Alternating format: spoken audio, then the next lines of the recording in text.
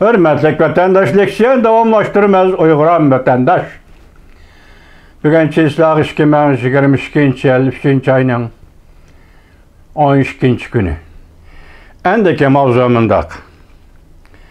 Amerika Angliya Hindi Tinch Okean mavzusu boyunca birleşme bayanat e'lon qildi.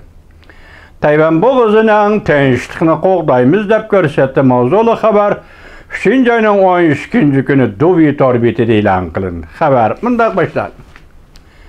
Amerika Angliya hukumatlari Hindi Tinch Okean rayoni bo'yicha yuqori qatlam suhbati elib borgandan keyin 3. ayning 11. kuni birlashma bayonot e'lon qildi. Bayonotda Tayvan bo'g'ozining tinchligini, muqimligini qo'g'dashning muhimligini ta'kidladi. Ikki tarafning birlashma bayonoti Shangang Hong Kong masalasini muhokama qildi. Aqsaray 3. ayning 11. kuni e'lon qilgan birlashma bayonotda asoslanganda Angliya Amerika amaldorlari Hindi Tinch Okean rayonida ittifoqlashishni, hamkorlikni cho'nqurlashtirishni qaror qildi. Hamda G'arbiy Tinch Okean va Tinch Okean rayonida har qaysi davlatlar va ittifoqdoshlar aro hamkorlashishni qarshiladiganligini bildirdi. Hamda Hindi Tinch Okean rayonida davomli suhbatlashishga qo'shiladiganligini bildirdi. Bayonotda mundaq ko'rsatildi. Amerika Angliya amaldorlari shuniga diqqat qildiki, uning harakat tadbirlari Amerika Angliya bilan Yevropa sheriklari va Hindi Tinch Okean rayonida uchrashib, Jungoning sistemlik raqobatiga va xaraslariga duch kelgan bir paytda qilingan bir harakatdir. Bayonotda mundaq ko'rsatildi. Ikki davlat, ya'ni Amerika Angliya Shangang Hong Kong masalasini muhokama qildi.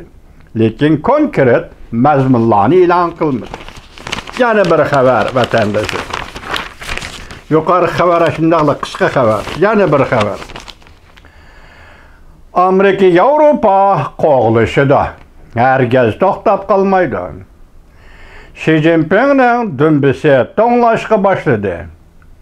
Mavzuli xabar 2. ayning 2. ayning 24. kun nima deydi qachon gap? 3. ayning 12. kuni Vanvit orbitida e'lon qilindi. Xabar bunday boshlandi. Rossiya Ukraina urush o'tlari ulg'ayishga boshladi. 15 kun bo'ldi.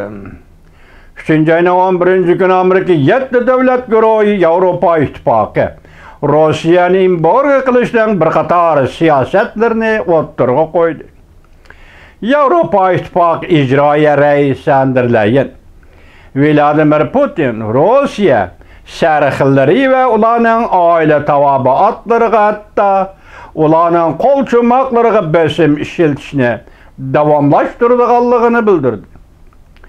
7 davlat guruhi moliya ministrlari, adliya ministrlari va ichki ishlar ministrlari kelar hafta yig'in ochib, Prezident Vladimir Putinning Iroq yaqinlariga xizmat ishlash gruppasi qurmoqchi bo'ldi.